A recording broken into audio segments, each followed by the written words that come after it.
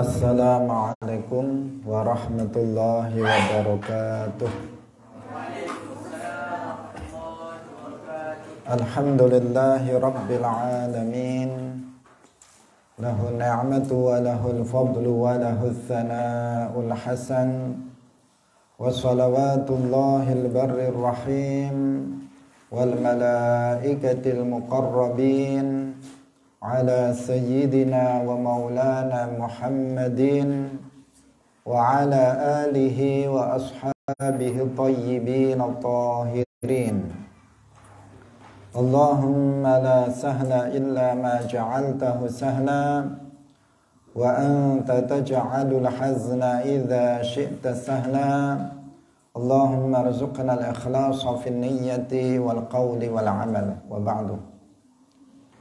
Ila nabiyil mustafa sallallahu alaihi wasallam wa ikhwanihi minal anbiya'i wal mursalin wa syuhada'i was salihin, khususan ila sultanil awliya Syekh Abdul Qadir Al-Jilani wa Syekh Ahmad Ar-Rifa'i wa Syekh Bahaidin An-Naqsyabandi wa Syekh Abdullah Al-Harari wa ila arwahi muassisi jam'iyyati Nahdlatul Ulama Syekh Muhammad Hashim Ash'ari wa Syekh Bisri Sansuri wa Syekh Abdul Wahhab Hasbuwah wa ila arwahi jami'i ahli al-qubur minal muslimin wal muslimat. Al-Fatihah. A'udzu billahi minasy syaithanir rajim. Bismillahirrahmanirrahim. Alhamdulillahi rabbil alamin. Ar-Rahmanir Rahim. Maliki yaumiddin. Iyyaka na'budu wa iyyaka nasta'in. Ihdinas siratal mustaqim. Siratal ladzina an'amta 'alaihim ghairil maghdubi 'alaihim waladdallin. Amin. Hadirin hadirat kaum muslimin muslimat pemirsa Madu TV rahimakumullah. Alhamdulillah, kita bersyukur kepada Allah Subhanahu wa taala, pagi hari ini kita bisa kembali melanjutkan pengajian kita dalam kitab Bulughul Maram min Adillatil Ahkam. Semoga Allah Subhanahu wa taala senantiasa melimpahkan taufiknya kepada kita sehingga kita terus bisa istiqamah dalam menghadiri majelis ilmu. Salawat dan salam semoga tetap terlimpahkan kepada Nabi Agung Nabi Muhammad sallallahu alaihi wasallam, para sahabatnya, keluarganya serta seluruh umat Islam yang mengikuti beliau ila yaumil qiyamah. Hadirin rahimakumullah. Mari kita mulai ngaji kita pada pagi hari ini dengan mengikhlaskan niat kita masing-masing lillahi ta'ala. Kita pagi hari ini masuk dalam bab nawaqidil wudu. Babu nawaqidil wudu'i. Bab menjelaskan tentang hal-hal yang membatalkan wudu. Hadis nomor 61. An Anas bin Malik radhiyallahu ta'ala anhu qala, kana ashabu Rasulillah sallallahu alaihi wasallam ala ahdihi yantaziruna al-isya'a hatta takhfiqa ru'usuhum thumma yusalluna wa la yatawadda'un. Kana ono sapa ashabu Rasulillah, pira-pira sahabate Rasulillah sallallahu alaihi wasallam ala ahdihi, ing atase mongsone Rasulillah iku yantaziruna padha nunggu sapa ashabu Rasulillah al isya'a ing salat isya hatta takhfiqa sehingga centuk-centuk gitu. Apa ru'usuhum pira-pira sirae ashabu Rasulillah thumma yusalluna nuli padha salat kabeh wala yatawaddauna lan ora padha wudu kabeh. Para sahabat Rasulullah pada masa Rasulullah, berarti Rasulullah masih hidup. Para sahabat Rasulullah setelah mereka sholat maghrib, mereka menunggu isya, waktu isya untuk kemudian melaksanakan sholat isya. Sampai di tengah penantiannya, penungguannya itu hatta takhfiqa ru'usuhum, sehingga kepalanya itu centak-centuk karena ngantuk. Jadi kepalanya begini karena dia ngantuk. Menunggu saking lama menunggu waktu isya sehingga sampai dia ngantuk. Kemudian mereka sholat dan tidak berwudu. Akhrajahu Abu Dawud wa sahahahu ad-Daruqutni wa asluhu fi Muslimin. Hadirin rahimakumullah. Hadis ini menjelaskan kepada kita bahwa ngantuk itu tidak membatalkan wudu. Terbukti para sahabat Rasulullah Sallallahu Alaihi Wasallam menunggu waktu isya sampai ngantuk, dia duduk ya. Berarti dia dalam kondisi duduk, kemudian dia ngantuk. Ngantuk beda dengan tidur.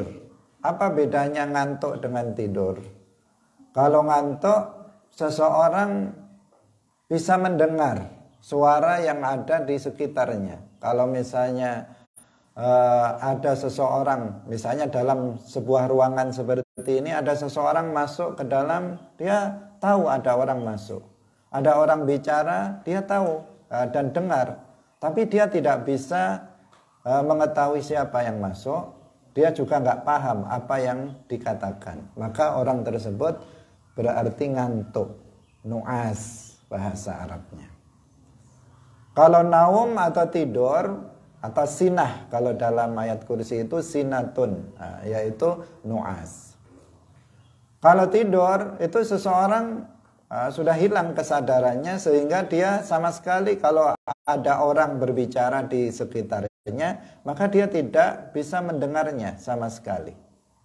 Kalau ada orang misalnya masuk, dia juga nggak tahu ada pencuri masuk ngambil HP dia juga nggak sadar sama sekali. Itu namanya naum. Itu perbedaan nu'as dan naum. Kalau ada seseorang itu ngantuk, maka ngantuk itu tidak membatalkan wudu. Di sini ada para sahabat Rasulullah habis sholat maghrib menunggu waktu isya sampai kepalanya ngantuk, saking ngantuknya berat sehingga dia centak-centuk kepalanya. Kepalanya saja, tidak sampai badannya membongkok, tetapi kepalanya saking ngantuknya kemudian centak-centuk karena ngantuk. Setelah waktu isya masuk, langsung mereka sholat dan tidak berwudu lagi. Berarti ini menunjukkan bahwa sekedar ngantuk itu tidak membatalkan wudu. Berbeda dengan tidur. Kalau tidur dalam mazhab Syafi'i itu dirinci. Kalau tidurnya itu dia tidur dengan miring ke kanan atau ke kiri, tidur dengan terlentang, apalagi tidur dengan mengkurep misalnya, telungkup, maka jelas itu membatalkan wudu, itu tidur. Tetapi kalau tidur dengan mumakkin maq'adatahu alal ardi, kalau seseorang itu dengan menetapkan tempat duduknya di tempat duduknya, apakah tempat duduknya itu tanah atau kayu atau macam-macam, apapun itu, dia memantapkan tempat pantatnya di tempat duduknya, sekira tidak memungkinkan ada angin yang keluar nanti. Maka orang yang tidur dengan model seperti itu tidak batal wudunya. Nah, tidur dengan mumakkin maq'adatahu alal ardi. Tapi kalau tidurnya tidak dalam kondisi seperti itu, maka tidur ini membatalkan wudhu, karena ini masuk pada kategori zawalul akli, hilang akalnya. Tapi kalau ada seseorang misalnya, ini sedikit rincian, ada asalnya dia tidur dengan duduk seperti ini. Kamu sambil ngaji tidur, kayak sebagian kalian sambil ngaji tidur. Nah, kemudian ketika bangun-bangun ternyata sudah terlentang. Nah, waktu awal tidur dalam kondisi duduk, ketika bangun ternyata sudah terlentang tidurnya, maka itu batal wudhunya. Nah, tapi kalau ada seseorang misalnya dia tidur dengan duduk, setelah itu geser-geser dia badannya bergeser-geser, tapi ketika dia bangun itu posisinya dalam keadaan mumakkin maq'adatahu, maka wudhunya tidak batal. Nah, ini sedikit rincian di dalam mazhab Syafi'i, karena dalam masalah ini juga ada khilaf di antara para ulama. Hadirin rahimakumullah, kita lanjutkan lagi hadis berikutnya tentang hal-hal yang membatalkan wudhu.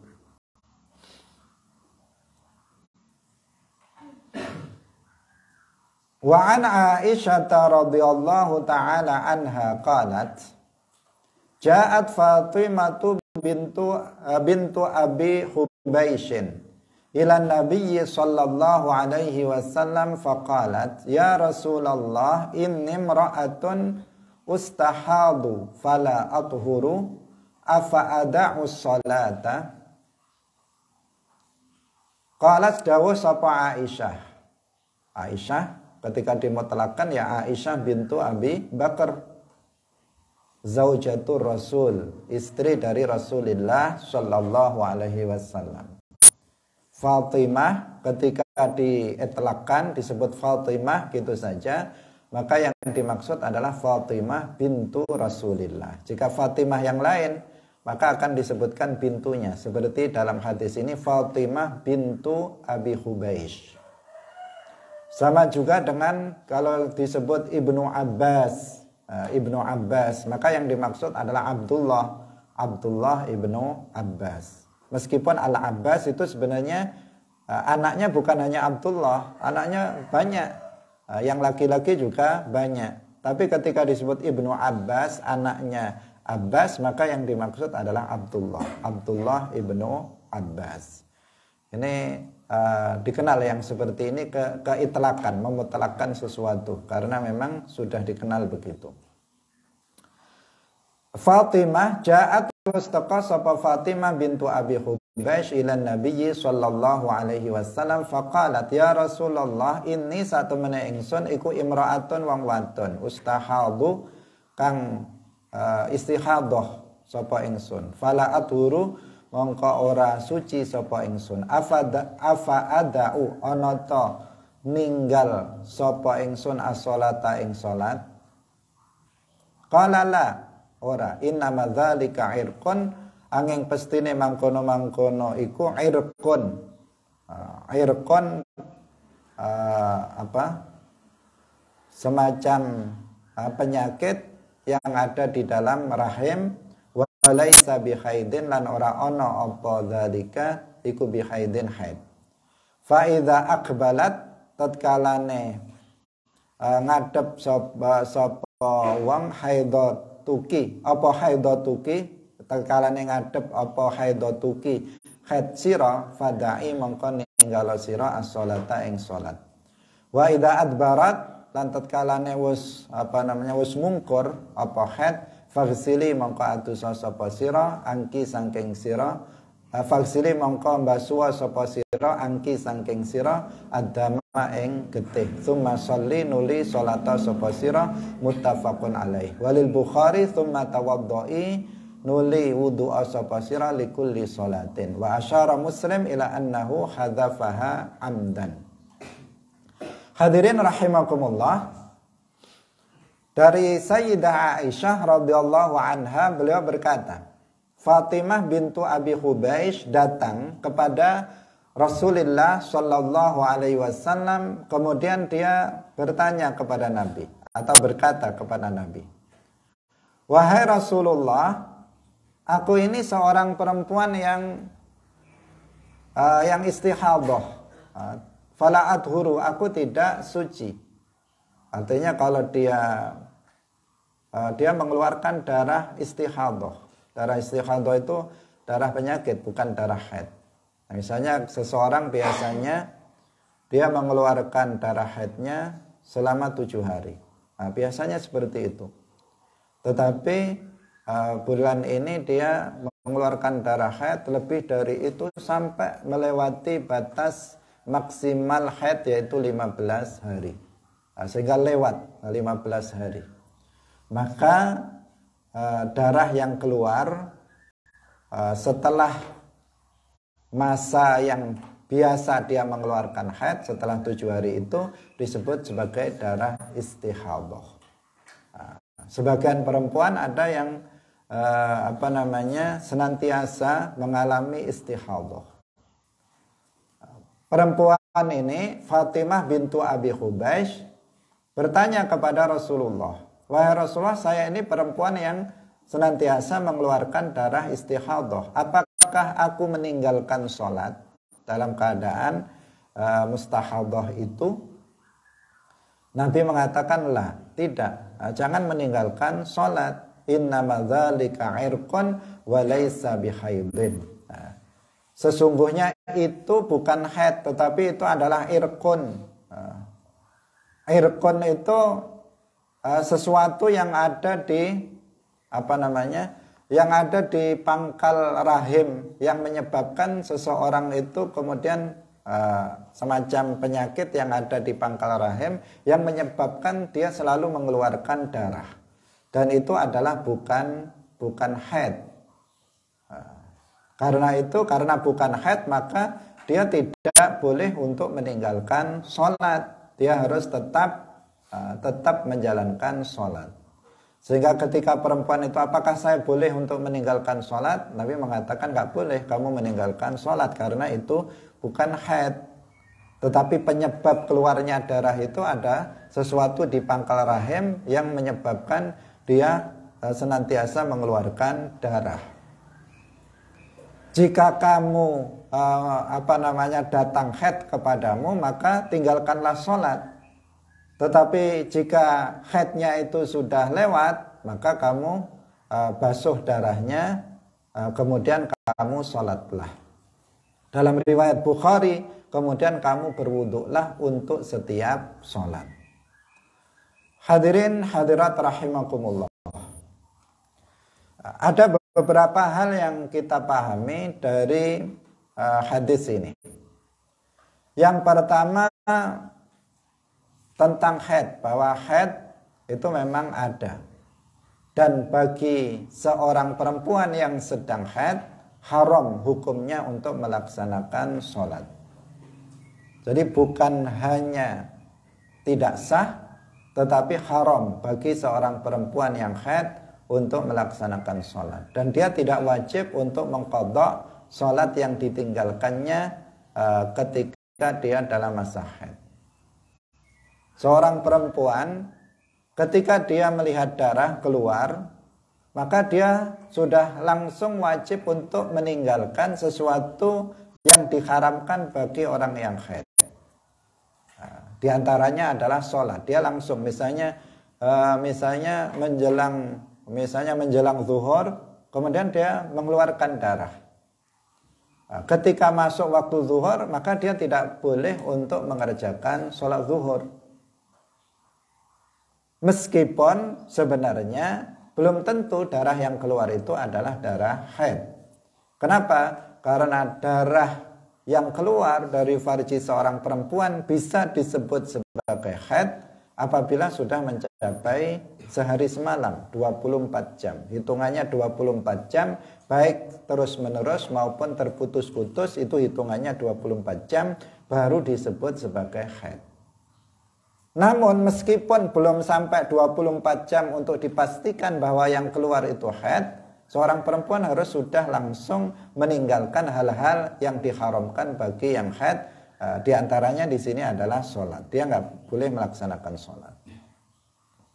Seandainya ternyata yang keluar itu bukan darah haid, misalnya nggak sampai 24 jam sudah berhenti, cuman 4 jam sudah berhenti, padahal dia tadi sudah meninggalkan sholat zuhur, maka dia harus mengqadha sholat zuhurnya.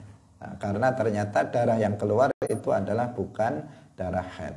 Nah, di sini rincian tentang masalah haid itu sangat panjang lebar, apalagi tentang masalah istihadah itu diterangkan dalam kitab yang kitab tersendiri yang rinci itu ada, sehingga perlu secara khusus nanti dibahas tentang permasalahan ini karena pentingnya khususnya bagi kaum perempuan.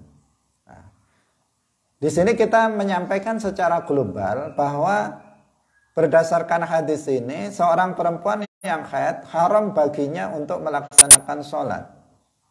Gak boleh saking semangatnya tetap sholat saja, saya nggak enak kalau nggak sholat aja.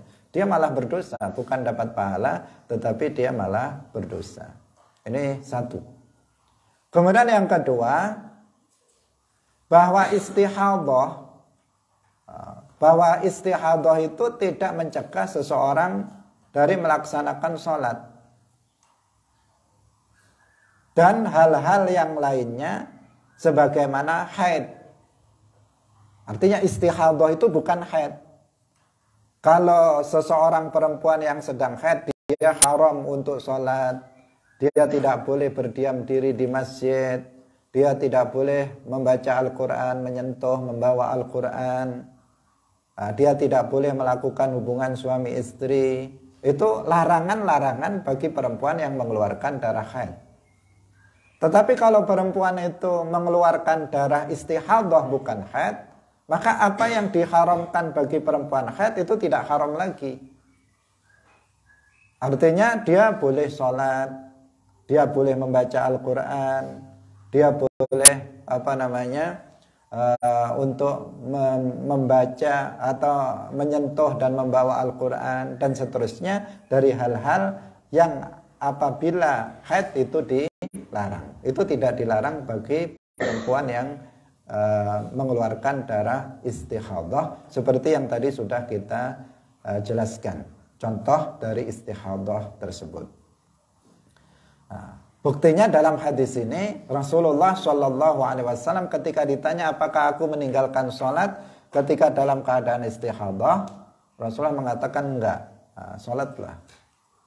Caranya ya ketika masuk waktu sholat dia segera kemudian istinja, kemudian berwudu istinja, kemudian dia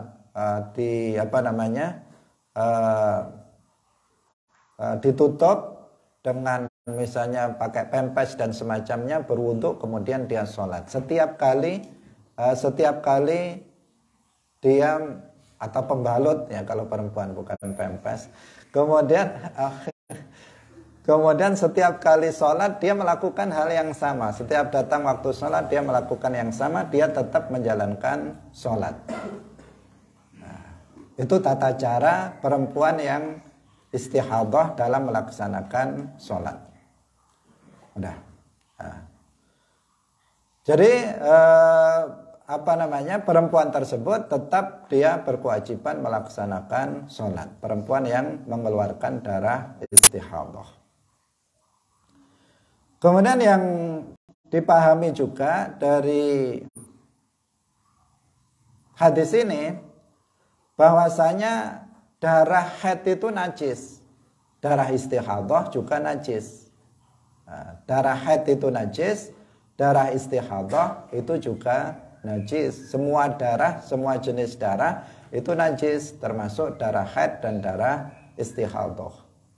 Nah, kenapa? Dari mana kita mengetahuinya? Dari sabda Nabi, wa idza adbarat faghsili ankid dam tsumma sholli. Nah, jadi darah itu najis, maka dia harus istinja dari darah yang keluar itu. Dia harus dibasuh, dihilangkan darah istihadah yang keluar. karena dia najis, sedangkan dia akan melaksanakan sholat, maka harus dibasuh, baru kemudian ditutup, kemudian dia melaksanakan sholat setelah wudhu, tentu setelah wudhu, dan itu dilakukan kalau dalam mazhab Syafi'i dilakukan setiap kali sholat. Maka ini menunjukkan bahwa darah haid dan juga darah istihadah itu keduanya adalah najis berdasarkan hadis tersebut. Kemudian berdasarkan hadis ini juga bahwa darah haid beda, darah istihadah beda dengan darah haid. Orang yang haid beda dengan orang yang mustahadah dari sisi hukumnya.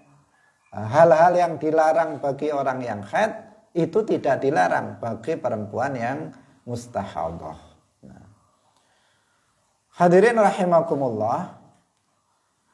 Di sini juga ada pelajaran penting.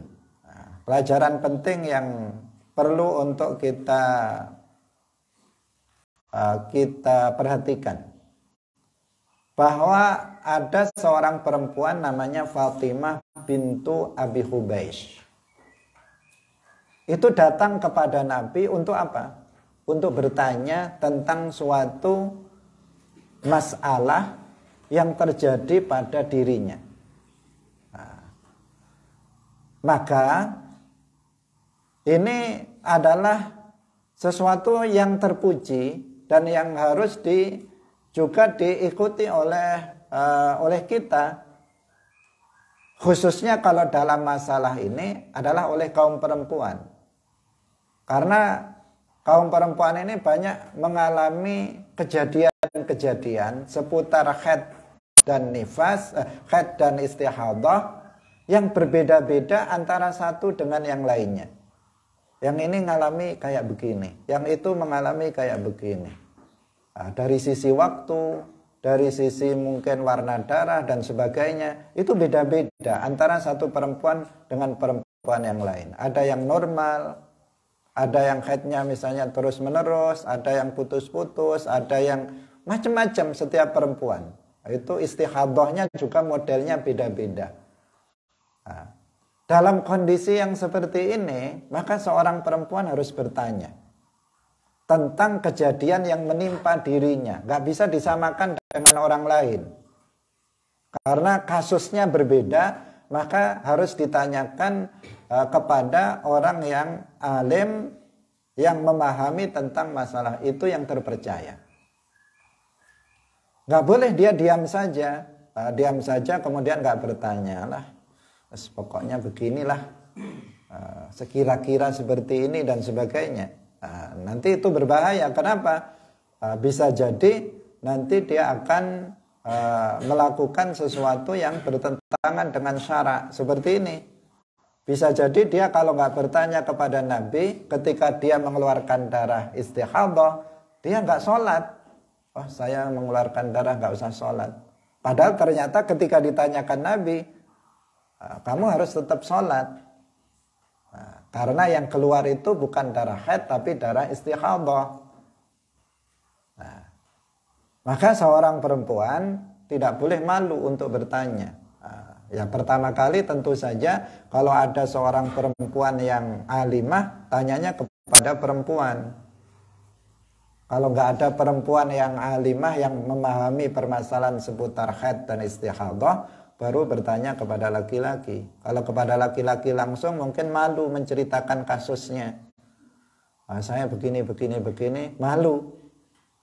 Sehingga salah satu kenapa Rasulullah Shallallahu Alaihi Wasallam itu menikah lebih dari satu, itu salah satunya adalah dalam rangka untuk berdakwah melalui istri-istri beliau, agar kaum perempuan kalau mereka malu bertanya kepada Nabi, maka mereka bisa bertanya kepada istri-istri Nabi melalui istri-istri Rasulullah.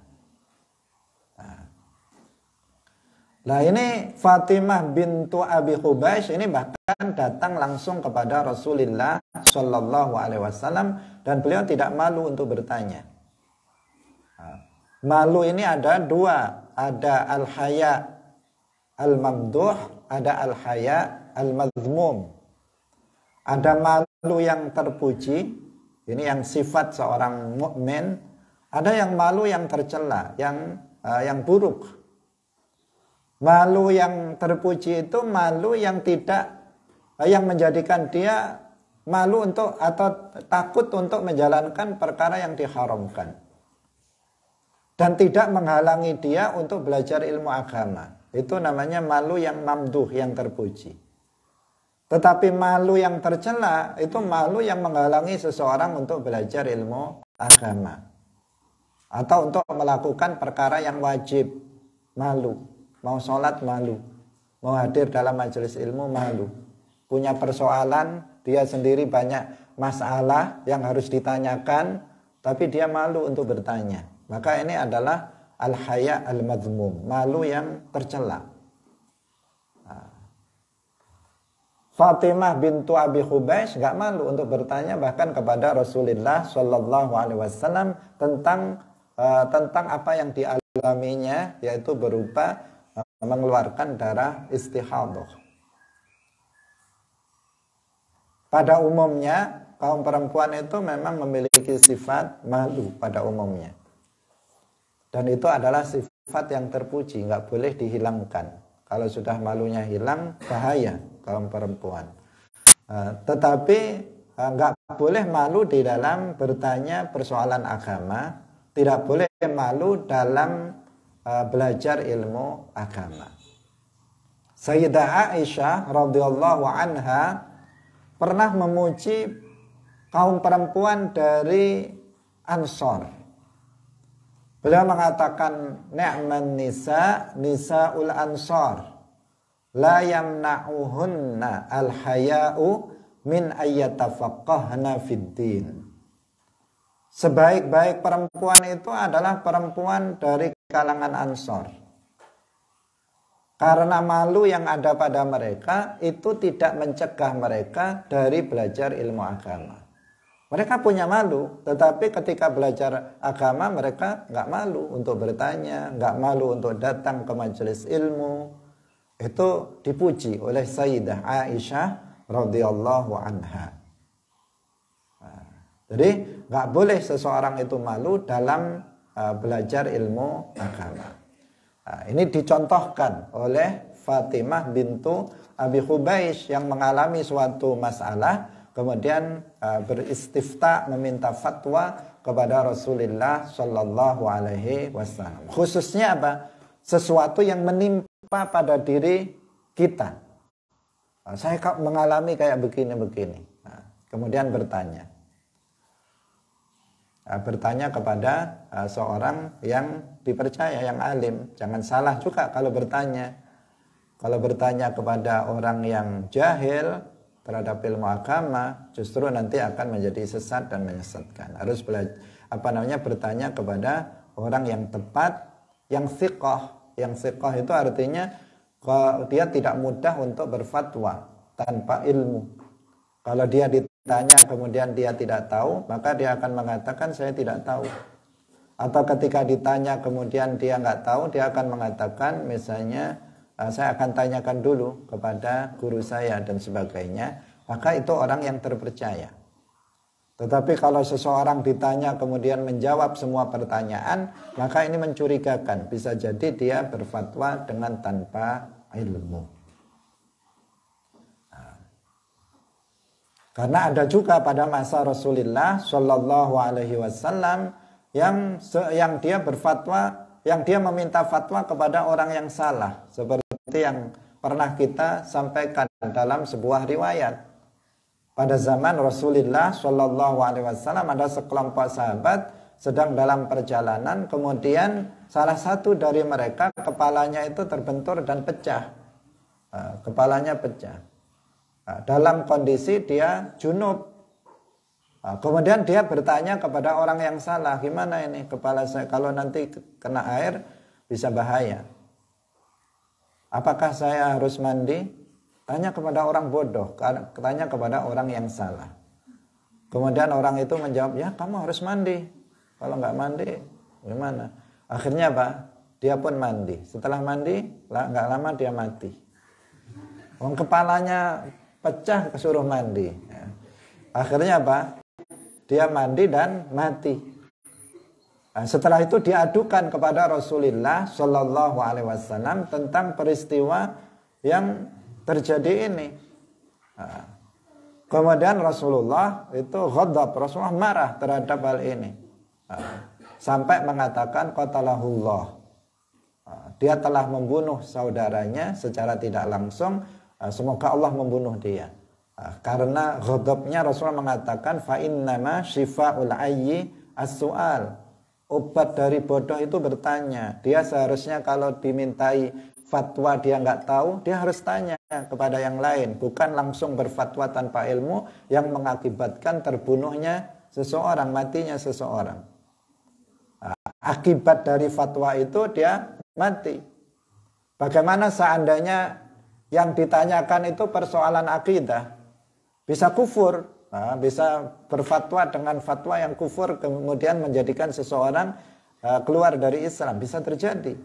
Karena itulah maka meskipun kita dianjurkan bertanya ketika kita mengalami suatu permasalahan, maka kita harus bertanya kepada orang yang tepat, orang yang kita tahu alim dan kita tahu dia adalah thiqah, orang yang terpercaya, bisa untuk ditanya, tidak orang yang mudah berfatwa tanpa ilmu.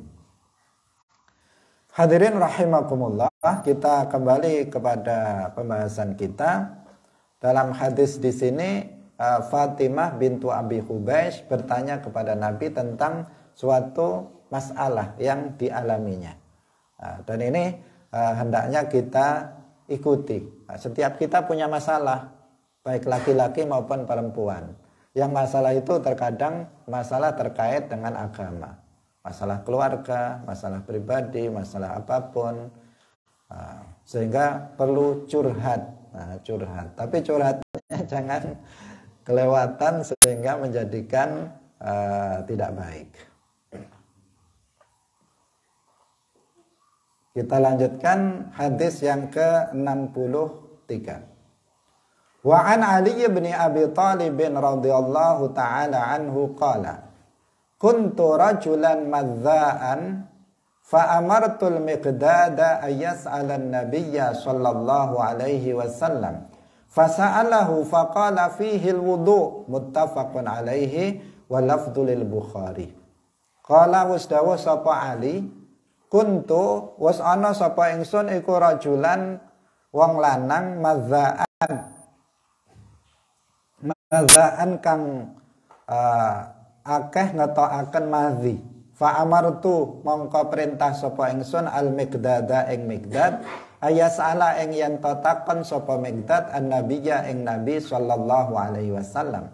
Fa sa'alahu mongko takon sapa miqdad ing nabi faqala mongko dawuh sapa kanjeng nabi fihi ing dalem madhi ngetokaken madhi al iku fihi ing dalem ngetokaken madhi al wudu'u utawi wudu muttafaqun alaihi.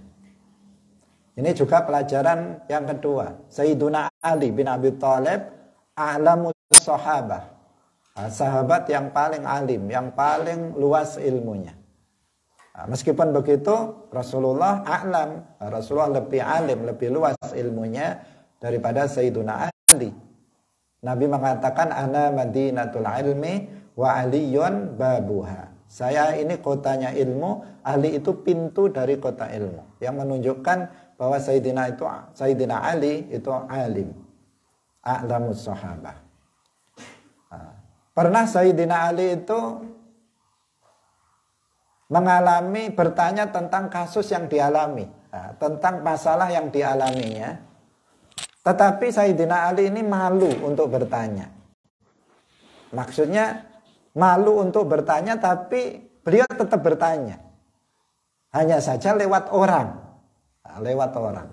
Karena permasalahannya permasalahan yang kalau ditanyakan langsung itu nggak enak. Karena bertanyanya langsung ke mertua, ke mertua. Rasulullah ini kan mertuanya, mertua Rasulullah karena mertua Sayyidina Ali karena putrinya yang bernama Fatimah binti Rasulillah itu dinikahi oleh Sayyidina Ali. Sementara pertanyaannya seputar yang dalam, perkara yang dalam. Sehingga apa? Ini ya malulah kalau bertanya kepada mertua. Sehingga tapi malunya Sayyidina Ali itu tidak menghalangi beliau untuk bertanya. Beliau tetap bertanya, hanya saja lewat orang, yaitu lewat Al-Miqdad. Al-Miqdad. Nah, beliau meminta kepada Al-Miqdad, tolong tanyakan kepada Rasulullah. Nah, kepada Rasulullah. Aku ini adalah seorang laki-laki yang madza. Madza itu sering mengeluarkan air madhi. Madhi itu yang keluar dari kemaluan di saat seseorang dalam kondisi syahwat. Ketika seseorang syahwat, maka akan keluar dalam syahwat yang sangat kuat, kemudian akan keluar air bening dari kemaluannya, itu yang disebut dengan madhi. Dan madhi itu najis. Madhi bukan mani, berbeda dengan mani. Nah, itu madhi. Hukumnya adalah najis. Nah, Sayyidina Ali meminta bertanya kepada Rasulullah tentang masalah ini. Kepada Rasulullah, meminta kepada Al-Miqdad untuk bertanya. Kemudian jawaban Nabi apa? Fihil wudu. Fihil wudu artinya dia hanya membatalkan wudu, tidak termasuk hadas besar. Dia adalah hadas kecil, tidak termasuk hadas besar. Kalau seseorang mengeluarkan air mani, maka junub, dia berhadas besar. Kalau seseorang mengeluarkan madhi, maka dia berhadas kecil. Dia berhadas kecil dan dia harus mensucikannya. Kemudian dia harus berwudu apabila dia akan melaksanakan sholat. Karena wudunya batal dengan sebab dia mengeluarkan air madhi.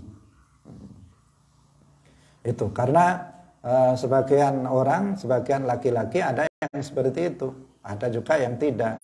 Sayyidina Ali termasuk orang yang madza. Beliau sendiri yang mengakuinya, dan apabila mengeluarkan air madhi, hukumnya berarti dia berhadas kecil, akan melaksanakan sholat, dia harus berwudu terlebih dahulu. Tentu saja disucikan. Kalau misalnya ada pakaian yang terkena madhi, maka nggak bisa digunakan untuk sholat karena berarti terkena najis. Harus disucikan terlebih dahulu dengan tata cara menghilangkan najis yang sudah kita bahas dalam pertemuan sebelumnya. Nah, jadi ada air mani, ada madhi, ada wadi. Nah, wadi dan madhi ini hukumnya najis, tetapi jika keluar itu bukan hadas besar, tapi hadas kecil. Kalau wadi itu biasanya warnanya keruh dan keluar ketika seseorang dalam kondisi capek, misalnya setelah angkat-angkat, setelah kerja berat, setelah mengangkat benda-benda yang berat, kemudian tiba-tiba keluar dari kemaluan cairan yang keruh. Itu namanya wadi, najis juga hukumnya. Kalau madhi keluarnya dalam kondisi seseorang syahwat. Nah, kalau mani itu berbeda lagi. Nah, itu junub. Kalau keluar dan dia termasuk berhadas besar, wajib mandi. Tapi kalau yang keluar madhi tidak wajib mandi, tetapi dia wajib berwudu jika akan sholat karena termasuk hadas kecil. Hadirin rahimakumullah, demikian pengajian kita pada pagi hari ini. Semoga bermanfaat, insyaallah akan kita lanjutkan dalam pertemuan berikutnya. Barakallahu fikum wallahu muwaffiq ila aqwamit thoriq. Wassalamualaikum warahmatullahi wabarakatuh. La ilaha illallah. Allahumma salli ala sayyidina Muhammad wa ala alihi wa sahbihi wa sallim. Rabbi ghfirli wa liwalidayya wa lil mu'minina wal mu'minat.